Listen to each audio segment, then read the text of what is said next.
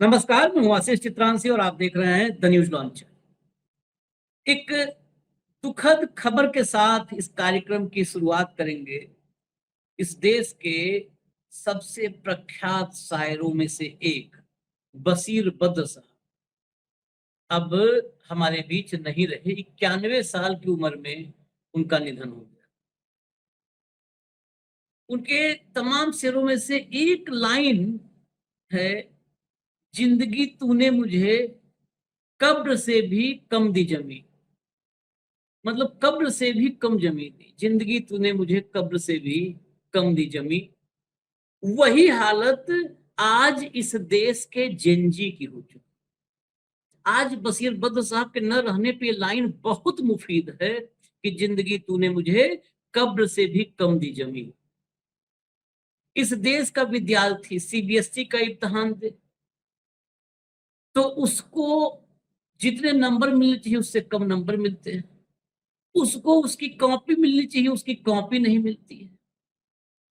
NEET का परीक्षा दे तो डॉक्टरी वाला जो पोशाक है वो मिलने के बजाय उसको वो सफेद कोट की जगह सफेद कफन में उसको जाना पड़ता है। आज बहुत प्रासंगिक हो गए बद्र साहब, जाने पे कई बार याद आता है ना। सफेद कोट डॉक्टर का पहनने के लिए नीट का एग्जाम दिया, कितने बच्चे कफन में सफेद लिपट करके चले गए। तो वाकई जिंदगी तूने मुझे कब्र से भी कम दी जमी। सारी जमी तो अडानी को दे दी, जो बचा है वो भी दे दो। सारी जमी तो अडानी को दे दी। अब आते हैं खबर पर, क्योंकि खबर ही वही है। खबर ही वही है, कब्र में से खबर निकल रही है ना। नीट के बाद सीबीएसई, और कितने दिन, 3 मई को पेपर लीक हुआ था नीट का। उसके बाद 4 दिन हो गए, 5 दिन सीबीएसई के विवाद। अब तक सन्नाटा था, सन्नाटा, घोर सन्नाटा। शोर था, घोर सन्नाटे के बीच शोर था, लेकिन वो शोर सियासी था। वो इवेंटबाजी का शोर था। वो मोदी के इवेंट का, मोदी की ब्रांडिंग का शोर था और कुछ नहीं। बाकी घनघोर सन्नाटा था और घनघोर अराजक व्यवस्था थी। आज मामला तब बढ़ा जब कल राहुल गांधी का ट्वीट देश ने पढ़ा, तब आज मामला बढ़ा और राजनाथ सिंह के घर इमरजेंसी मीटिंग हुई। इस इमरजेंसी मीटिंग में राजनाथ के घर में मोदी के अफसर, पीएमओ के अफसर मौजूद थे। ये मीटिंग मोदी के घर में या पीएमओ में क्यों नहीं होती है? क्योंकि इसमें दाग बहुत सारे हैं, धब्बे बहुत हैं। अब मोदी के मेवा तीर्थ में, सेवा तीर्थ में, क्षमा कीजिए, सच निकल जाता है, जुबान है चमड़े की, सच बोलने की आदि। मेवा सेवा तीर्थ, सेवा तीर्थ में मीटिंग होती, पीएम के दफ्तर में, पीएमओ में मीटिंग होती। तो दाग इतने गहरे थे कि इन दाग से, इन सारे दागों से मोदी के उस चमकते हुए, मोदी के नूरानी चेहरे को कोई बचा नहीं पाता। इसलिए राजनाथ के घर में मीटिंग। नहीं तो क्या ले रहे थे रक्षा मंत्री घर में मीटिंग नीट परीक्षा पर? राजनाथ के घर में मीटिंग। मीटिंग में धर्मेंद्र प्रधान, ज्योतिरादित्य सिंधिया, अभिषेक सिंह एनटीए के जो डायरेक्टर हैं वो, और तमाम कुछ काबिल अफसर पहुंचे। इस मीटिंग में सबसे बड़ी खासियत ये रही कि इस मीटिंग में जो दुलारा मंत्री है, उस दुलारे मंत्री ने गलती कबूल ली। लेकिन गलती कबूलने पर, जिम्मेदारी लेने पर, एक परंपरा रही है कि जिम्मेदारी लेने वाले को सजा दी जाती है। लेकिन पहली बार जिम्मेदारी लेने वाला कह रहा है कि मैं सजा दूंगा। अद्भुत है, अद्भुत। जिम्मेदारी ले लिया, सजा मैं दूंगा। ऐसे ही शास्त्री जी जिम्मेदारी लिए होते तो किसी को सजा दिए होते। जिम्मेदारी मैं लिया, लेकिन मैं सजा दूंगा, सजा मैं लूंगा नहीं। राहुल गांधी के पीछे छिपने की पूरी कवायद थी, लेकिन फिर पकड़े गए। भाव को लाइए, कहानी दर्दनाक है, शर्मनाक है और गंभीर है। स्वागत है। हेडलाइंस मैं आपको दिखाता हूं। बहुत महत्वपूर्ण विषय है, इस देश के सबसे महत्वपूर्ण मुद्दों में ये एक है। सीबीएसई ओएसएम की गड़बड़ियों पर बड़े एक्शन की तैयारी, राजनाथ के घर मीटिंग से बढ़ी हलचल। आगे चलिए। नीट केस, राजनाथ सिंह के घर बड़ी मीटिंग, धर्मेंद्र प्रधान, सिंधिया और पीएमओ के बड़े अफसर मौजूद। चलिए आगे चलिए। अब देखिए महत्वपूर्ण हेडलाइन, क्योंकि मीटिंग हुई खत्म और खत्म होने के बाद बयान भी आ गया है। सीबीएसई ओएसएम में गड़बड़ी की जिम्मेदारी लेता हूं, राहुल के हमले के बाद धर्मेंद्र प्रधान ने तोड़ी चुप्पी। मतलब सीधा लिखा है ना कि गड़बड़ी की जिम्मेदारी लेता हूं, तो गड़बड़ी की जिम्मेदारी लेके अब क्या करें? आपका आप जिम्मेदारी लिए तो क्या करें? धूप अगरबत्ती दिखावें, मिठाई खिलाएं, क्या करें? आपको जाना चाहिए ना, जब जिम्मेदारी ले लिए आप तो अगली हेडलाइन लाइए। लेकिन अभी सुनिएगा, ये जिम्मेदारी लिए ये सबको सजा देंगे जिम्मेदार लोगों को। मैं पूरी जिम्मेदारी लेता हूं, यहां भी लिखा है मैं पूरी जिम्मेदारी लेता हूं। सीबीएसई ओएसएम विवाद पर केंद्रीय शिक्षा मंत्री का बड़ा बयान, राहुल गांधी के आरोपों पर भी बोले। अब दोनों हेडलाइन में दिखा दिया, ऐसी हेडलाइन 25 हैं, सबने इसी को मुख्य रूप से दिखाया है और सबने इसको डंका बजाने के लिए दिखाया है कि धर्मेंद्र प्रधान ने जिम्मेदारी ली। लेकिन पत्रकारिता का वो अद्भुत दौर है कि लिख रहे हैं बड़ा बयान, ये नहीं लिख रहे हैं जिम्मेदारी तो ले लिए, तो इस्तीफा कौन देगा? इस्तीफा कौन देगा? राहुल गांधी। इस्तीफा किसका दिलवा दें? या येदियुरप्पा का इस्तीफा आपकी जिम्मेदारी की वजह से हुआ है कि आपकी जगह पे येदियुरप्पा ने इस्तीफा दे दिया? वो क्या कहते हैं, सिद्धारमैया ने। क्या कहें भाई, बताओ आप लोग। आगे देखिए, राहुल के पीछे छिपने की कवायद क्या थी? जिम्मेदारी ले लियो, जिम्मेदारी के बाद क्या कहे? राहुल गांधी के आरोपों पर शिक्षा मंत्री धर्मेंद्र प्रधान ने तीखी प्रतिक्रिया दी। उन्होंने कहा कि विपक्ष के नेता लगातार चुनावी हार से हताश हैं। ये बात मैं रोज कहता हूं, आज की तारीख में पूछो ना कि आपके एक पैर में चोट लगी है क्या, लंगड़ाक चल रहे हैं? विपक्ष हार रहा है चुनाव, चुनाव तो हम ही जीत रहे। अरे अपना पैर बता भाई कि घुटने में चोट लगी है। कुछ भी कहो, हर चीज विपक्ष चुनाव हार रहा है। विपक्ष के नेता लगातार चुनावी हार से हताश हैं और डिजिटल इंडिया समेत तकनीकी सुधारों का विरोध करते रहे हैं। अब सोचिए, यहां बात हो रही पेपर लीक की और फेल्योर की सीबीएसई की मार्किंग में, मूल्यांकन में। ये कह रहे हैं डिजिटल इंडिया समेत तकनीकी सुधारों का विरोध करते रहे। अगर तकनीकी सुधार ऐसे ऐसे हो रहा है तो इसका विरोध नहीं होना चाहिए, इसको बंद करवा देना चाहिए। प्रधान ने कहा यह छात्रों का मामला है, इसे राजनीति का विषय नहीं बनाया जाना चाहिए। ठीक है, सबसे जरूरी है कि छात्रों का मानसिक दबाव और न बढ़े। देखिए, ये छात्रों का है, इस पे राजनीति मत करिए। खाद का मामला होता है तो किसानों का मामला है, राजनीति मत करिए। ठीक है, इज्जत लूटने का मामला होता है तो कहते महिलाओं का मामला, राजनीति मत करिए।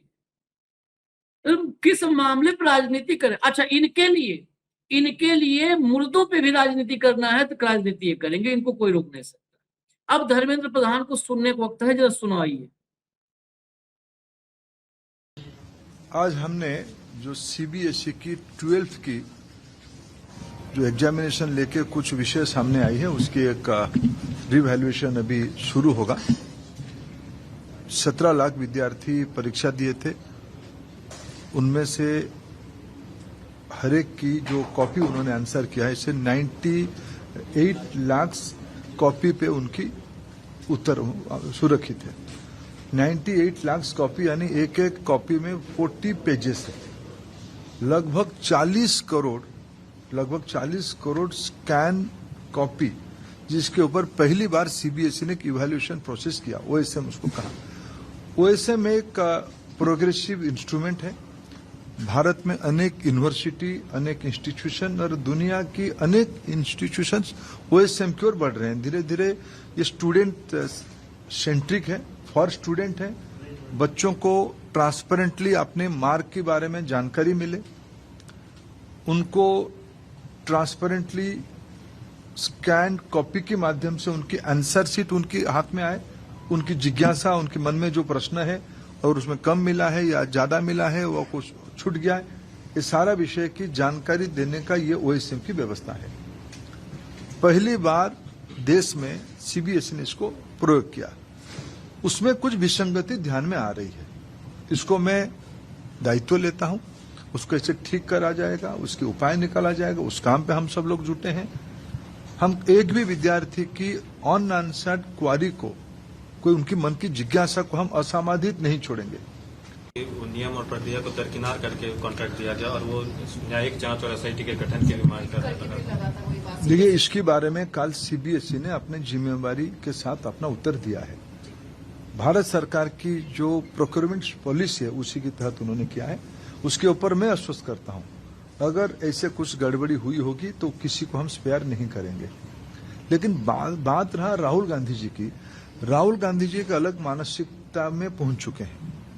निरंतर चुनाव हारने के कारण वो फ्रस्ट्रेशन में जा चुके हैं। उन्होंने एसआईआर को विरोध किया, उन्होंने ईवीएम को विरोध करते थे, उन्होंने डिजिटल इंडिया को विरोध किया। भारत की वैज्ञानिक प्रगति के साथ वो नहीं है।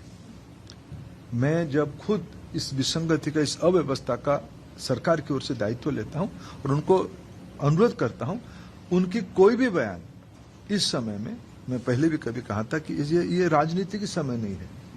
राजनीति कर सकते हम लोग। अभी इन बच्चों को, जो परीक्षार्थी बच्चों को, उनकी कोई मेंटल स्ट्रेस ना बढ़े, इससे बढ़ी हुई है, ना बढ़े।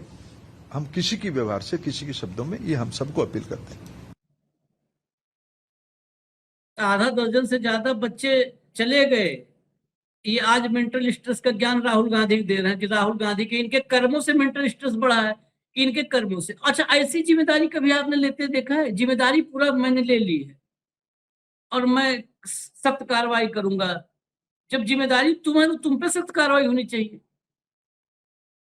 भाऊ, देखिए आशीष, आपने सही कहा कि बशीर बद्र नहीं रहे। बहुत जो पढ़े लिखे लोग हैं, ये जो शायरी पसंद करते हैं, बशीर बद्र बहुत ही सॉफ्ट स्पोकन थे। वो जो शायरी में लोग अदायगी में जो बहुत एग्रेशन होता है, जैसा हमारे राहत इंदौरी का था, वैसे ही सॉफ्ट थे। लेकिन उनका कुछ शेर अभी ये जो अभी बोल रहे हैं, इससे देख के कम से कम एक उन्हीं के शेर में थोड़ा मॉडिफाई करता हूँ। ओरिजिनल शेर ऐसा है: परखना मत, परखने में कोई अपना नहीं रहता, किसी भी आईने में देर तक चेहरा नहीं रहता। तो आज बशीर भाई होते तो इनके वक्तव्य पे कहते, परखना मत, परखने में कोई नेता नहीं रहता, किसी भी आईने में देर तक भाजपाइयों का चेहरा नहीं रहता। ये मुखौटा उतर चुका है इस आदमी का। जवाबदेही लेता है तो इस्तीफा दे दे। 3 बार नीट पेपर लीक हो गए, इसकी जवाबदेही नहीं दी। आप राहुल गांधी को बोलते हैं कि आप राजनीति न करें। क्या ईवीएम पे राजनीति नहीं हुई? क्या प्रधानमंत्री नरेंद्र मोदी ने ईवीएम के खिलाफ नहीं बोला? क्या प्रधानमंत्री नरेंद्र मोदी ने आधार कार्ड के खिलाफ नहीं बोला? क्या प्रधानमंत्री नरेंद्र मोदी ने पेपर लीक पे नहीं बोला? क्या भाजपाइयों का ठेका है क्या राजनीति करना हर चीज में? विद्यार्थियों की इतनी चिंता है तो 3 बार नीट पेपर कैसे लीक होते? सीबीएसई का इतना बड़ा लफड़ा कैसा हो गया? एजुकेशन मंत्री है, करोड़ों रुपए का बजट आपके पास है। आपकी राजनीति से फुर्सत हो ना तब ना। आपको बंगाल भी देखना होता है, आपको केरल भी देखना होता है, आपको ढेर सारा संगठन का काम होता है, और आपके पास टाइम नहीं तो किसी और को मंत्रालय दे दीजिए। क्यों जबरदस्ती उस मंत्रालय में बैठे हुए हो नाग जैसे और डस रहे हो आप? आज का फोकस आपकी मजबूरी है, आपको एक्सेप्ट करना पड़ेगा। हर उस मंत्रालय की जो भी घोटाले हो रहे हैं, हर मंत्रालय की नाकामियां वो मंत्री नहीं झेलेगा तो कौन झेलेगा? जनता झेलेगी। बच्चों का मानसिक संतुलन, तब शर्म नहीं आई जब 3 बार पेपर लीक होते हैं, बच्चे जान दे देते हैं।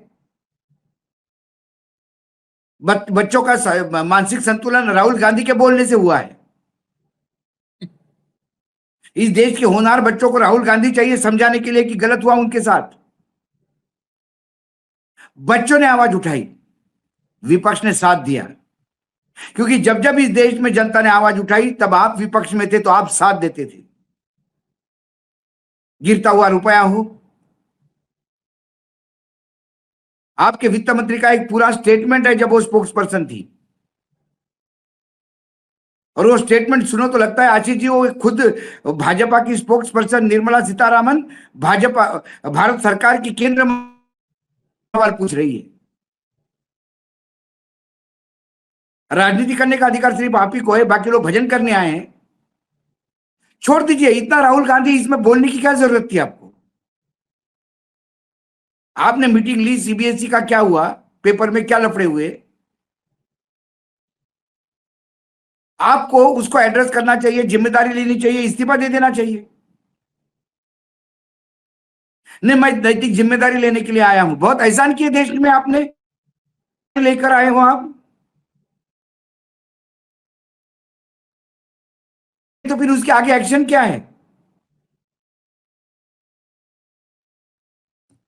कि हर बच्चे के पेन को नींबू मिर्ची टांग के आना पड़ेगा एग्जाम में, नींबू मिर्ची छाप मन करके।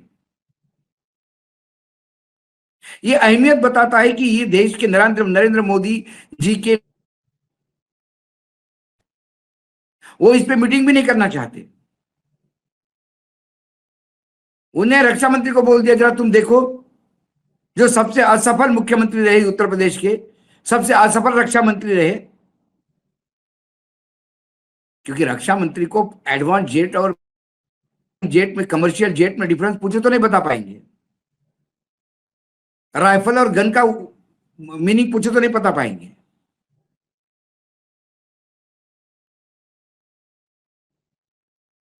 इसमें राहुल गांधी, मतलब ये मीटिंग आपने राहुल गांधी को काउंटर करने के लिए थी, आपका वक्तव्य राहुल गांधी को जवाब देने के लिए। उसकी वजह है, उसकी वजह राहुल है। गांधी अब ने बोल सीबीएसई कब को दे दिया? आपकी जवाबदेही उन लाखों बच्चों के पास है, जितने लाख बच्चे अपेयर किए उनके प्रति आपकी यही है, और उसके जवाब में आप राहुल गांधी के ऊपर तंज कर, उन बच्चों के पूरे अरमानों के बच्चों का भविष्य खराब हो गया, उस पर राजनीतिक रोटी सेकने का प्रयास कर रहे हैं। शर्म आनी चाहिए ऐसे आदमी को। जिस वजह की बात करें हम वजह पे भी आ जाते हैं। वजह ये है, इस सीबीएसई में सबसे पहला बच्चा जिसने ये पोल खोली थी, वेदांत करके एक बच्चा था, जिसको उस एंकर ने, उसका नाम भी लेना जुबान से ठीक नहीं, जुबान खराब होगी, जिसने कहा कि ये पाकिस्तानी है। मतलब वो पहला जो बच्चा था। हम लोग, अरे भाई नाम मत लीजिए आशीष जी, दूरदर्शन में एक कुत्ता हम लोगों के पैसे पे पल रहा है, उसने भौंका, उस बच्चों को पाकिस्तानी कहा, पाकिस्तानी कहा।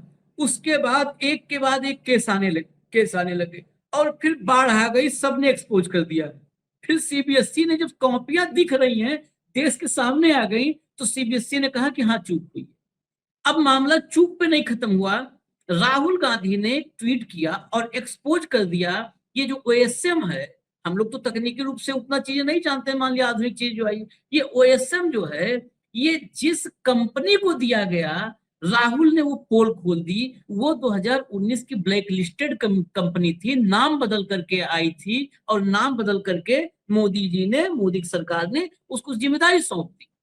अब एनटीए में क्या हुआ था अभी नीट में, कि पेपर जो बनाने वाले थे, एक्सपर्ट्स थे, उनके बैकग्राउंड पे सवाल उठा था कि बैकग्राउंड नहीं चेक किया। अब यहाँ पर जिस कंपनी को दिया जिम्मेदारी, उसका बैकग्राउंड भी नहीं चेक किया। अगर आप किसी बैकग्राउंड नहीं चेक करते हो, तो कल आप दाऊद इब्राहिम को भारत का कोई डिफेंस का भी काम सौंप सकते हो। जब आप बैकग्राउंड नहीं चेक करते हो, तो आप इतने निकम्मे और नाकारे निठल्ले लोग हो कि कल डिफेंस का टेंडर दाऊद को दे दोगे, जब आप नहीं चेक करते हो। दो बातें हैं, यहां से बहुत मोटी मोटी हम बात करते हैं।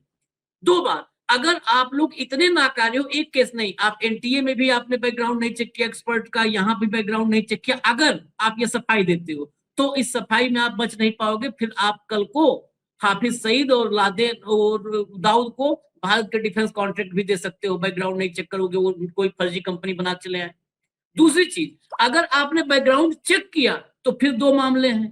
दो मामले बताते हैं कि आप लोग गुनाह में शामिल हो, आप लोग गुनाह के भागीदार हो, हिस्सेदार हो, आप पार्टनर हो, आप फ्रॉड के, आप भ्रष्टाचार के, आप इस कारनामे के, कुकर्म के भागीदार हो, और भागीदार नहीं, आप बड़े स्टेक होल्डर हो। वो कंपनियां, वो छोटी पार्टनर है।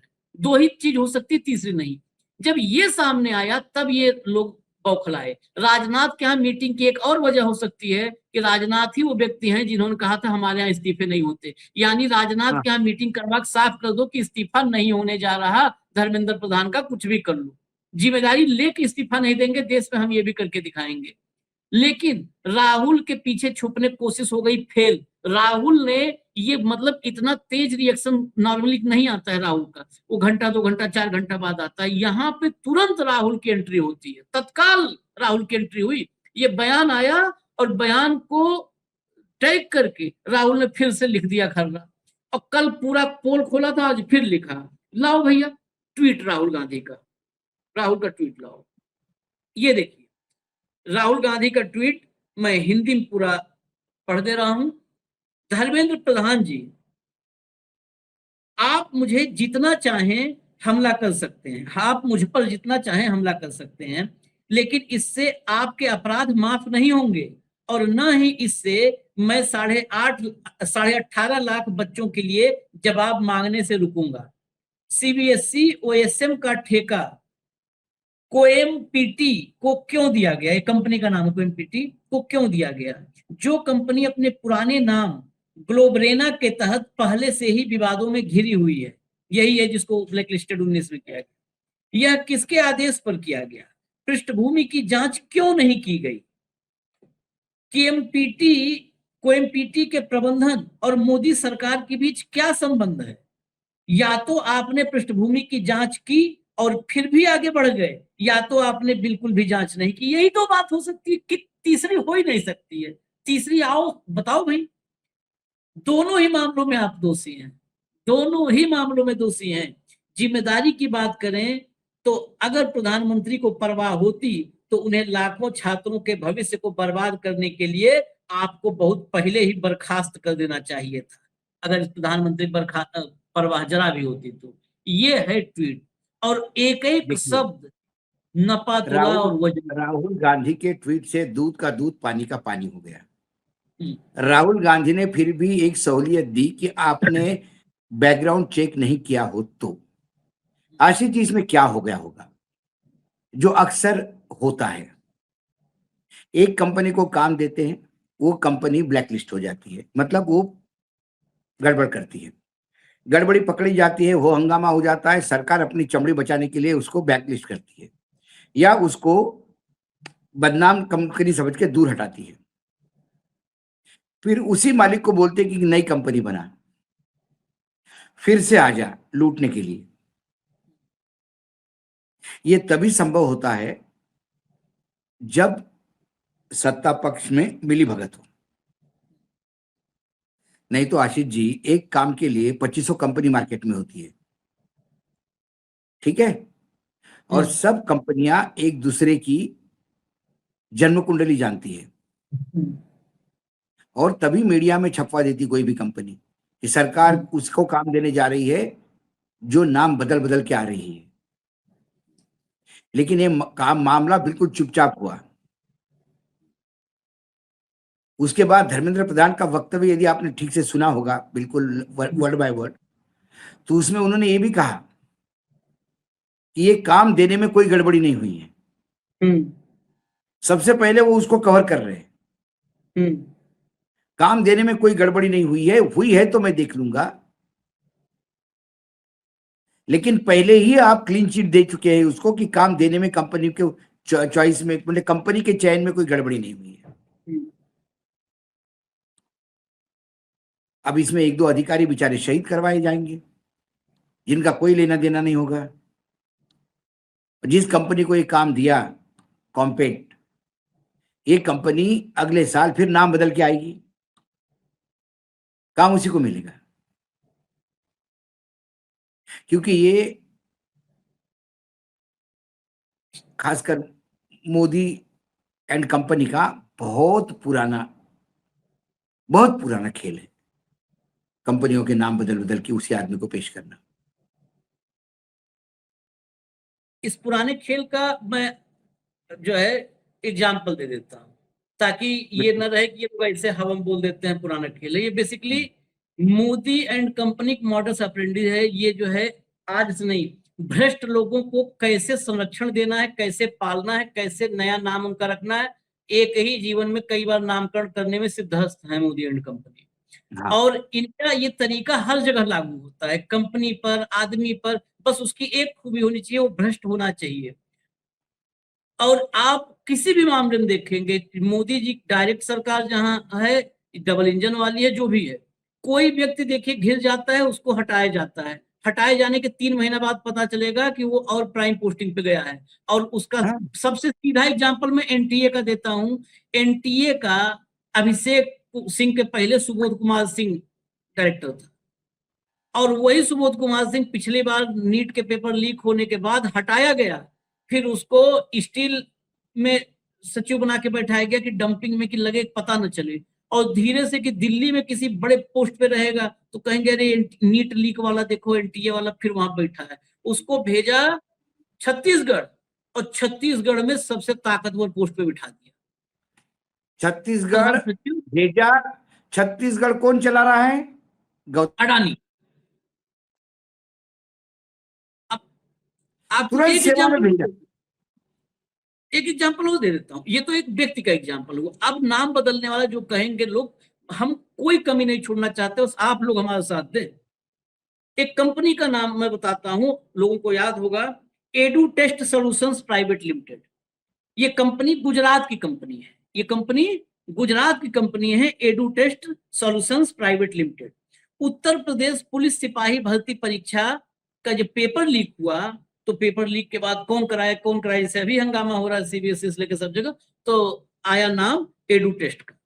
फिर एडू टेस्ट के बारे में कुछ लोग जिनको यही सब देशद्रोह करने की आदत है, हम लोग जैसे, उन्होंने पड़ताल कर डाली देशद्रोह में। तो पता चला कि अक्टूबर 2023 में बिहार स्कूल परीक्षा बोर्ड ने एडुटेस्ट कंपनी को परीक्षा संचालन में गंभीर लापरवाही और गैर पेशेवर आचरण के लिए 3 साल के लिए ब्लैकलिस्ट किया था। 3 साल के लिए ब्लैकलिस्ट ये कंपनी हुई थी, उसको दे दिया यूपी में सिपाही भर्ती का काम। अगला देखिए, एक नहीं, उसके बाद 2017 में बिहार कर्मचारी चयन आयोग बीएसएससी पेपर लीक मामले में भी इस कंपनी से जुड़ी प्रिंटिंग प्रेस का नाम आया था। उस दौरान कंपनी के निदेशक विनीत आर्या को बिहार पुलिस ने गिरफ्तार भी किया था, जो जमानत पर बाहर है। मतलब ये जेल गया तब भी इसको जो है काम मिला। ये आदमी बार बार कंपनी द्वारा आयोजित की गई STET 2023 की परीक्षा में कट ऑफ से कम अंक पाने वाले 5,657 उम्मीदवारों को भी क्वालिफाइड घोषित कर दिया गया था। इसके अलावा परीक्षा देरी से शुरू कराने और समय पर रिजल्ट न देने के आरोप थे। 5657 उम्मीदवार जो है ये कम अंक, कट ऑफ से कम अंक के बाद भी क्वालिफाइड घोषित करवा दिया था। ये खूबी है गुजरात की कंपनी, गुजरात मॉडल, गुजरात की कंपनी। ये जो कंपनी है इसके भी, ये जो कंपनी है इसके भी रूट्स गुजरात में निकलेंगे, देख लेना।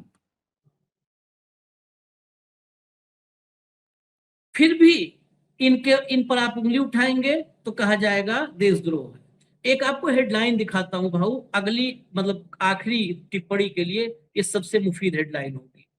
और उस हेडलाइन के पहले आप दिमाग में कैलकुलेशन कीजिए कि धर्मेंद्र प्रधान ने इतना बड़ा काम किया, उन्होंने क्या क्या गिनाया, अभी आपने सुना था।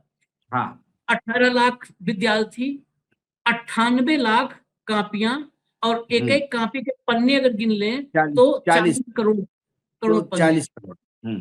और उतने का स्कैनिंग किया है, गलती हो गई।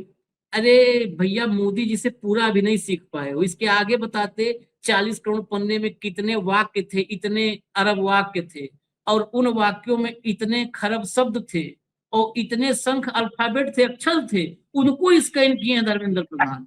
अब देखिए देशद्रोह, आगे आगे पेपर लीक पर आगे जब बात आप करेंगे तो हो सकता है देशद्रोह की श्रेणी में है। ये हेडलाइन बस देखिए, इस हेडलाइन की सच्चाई तो एबीपी जाने। हेडलाइन लाओ भैया। नीट लीक के बाद फिर न हो चूक, सरकार अब उठाएगी बड़ा कदम, सेना को दिए जाएंगे क्वेश्चन पेपर। क्वेश्चन मार्क है, लेकिन हटा दो, हटा दो। अभी तक जितने पेपर लीक हुए हैं, इसमें खबर क्या है, अंदर जो चर्चा है कि वहां पर चर्चा हुई है कि क्वेश्चन पेपर को जो ट्रांसपोर्टेशन है, लाना ले जाना, ये काम सेना को सौंप दिया जाए। अब तक जितना नीट का पेपर लीक, क्या रास्ते में से खलासी ने आउट किया था क्या? नीट का खलासी ने आउट किया था, तब तो सेना की एंट्री समझ में आती है। सीबीएसई में OSM में क्या हुआ, कोई ड्राइवर ने मशीन में छेड़खानी कर दी ओएसएम वाली, क्या हुआ? यहाँ सेना की भूमिका क्या होगी? क्यों? कोई तो ऐसा मामला हो जहां पर रास्ते में खलासी वलासी डब्बे में से निकाला हो, ऐसी चर्चा हो। सेना को घुसाने का मायने क्या है भाऊ? मुझे संदेह है कि सेना घुस जाएगी आगे, पेपर लीक की बात नहीं करो एग्जाम में, सेना का अपमान हो गया। ये सब इन फरेबियों के बारे में बहुत सावधान रहना चाहिए। नहीं, वो तो होगा ही। दूसरी बात, फोकस चेंज। आपने सेना के पास ट्रांसपोर्टेशन देके इस बात को जीरो डाउन किया कि ट्रांसपोर्टेशन में ही पेपर लीक हुए। इसका मतलब जिन्होंने लीक किए हैं पेपर, उनके ऊपर चद्दर डाल दिया आपने। ये फाइंडिंग है। क्या सीबीआई फाइंड करेगी? 2017 का लीक तो अभी तक सीबीआई नहीं ढूंढ पाई। 27 आ गया, 10 साल होते आ रहे हैं।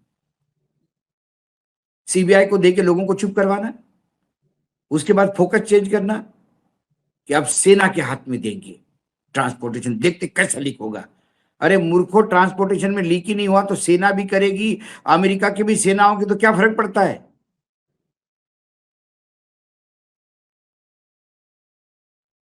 टैंकों में भी पेपर भेजोगे तो क्या फर्क पड़ता है?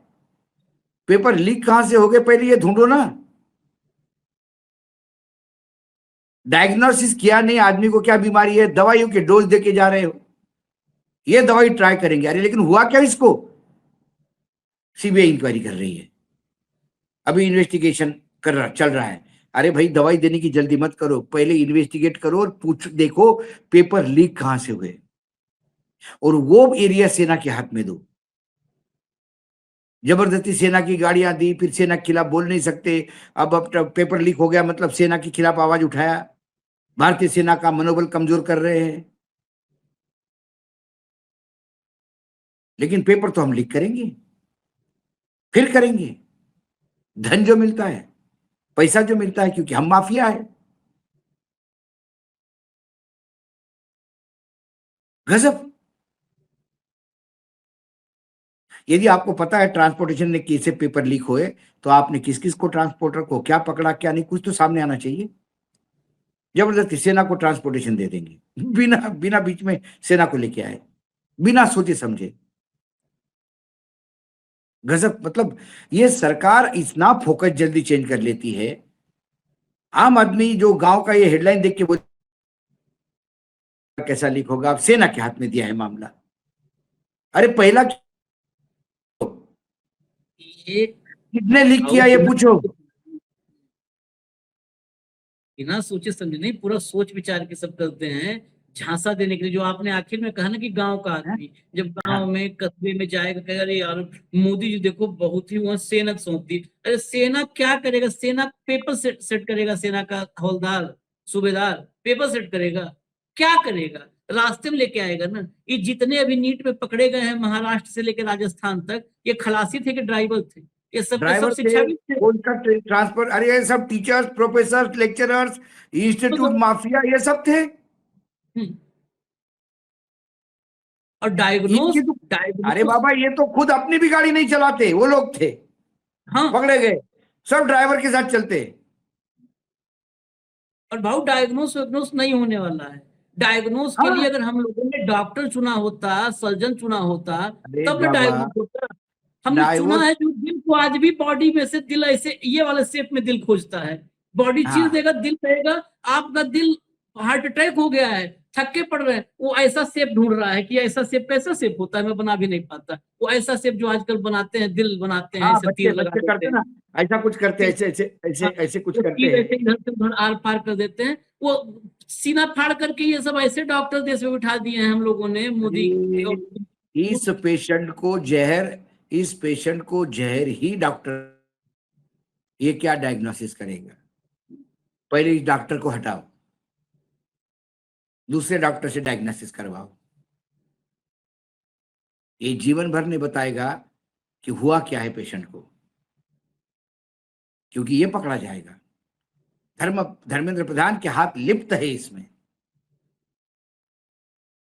हाँ, जवाब दे ना, जो सवाल है सीधा जवाब दे। आपने बैकग्राउंड चेक किया कि नहीं किया, बस इतना जवाब दे दो। चेक किया तो कैसे दे दिया, और नहीं चेक किया तो फिर आगे किसको किसको आप दे सकते हो, खतरे समझ लो बस।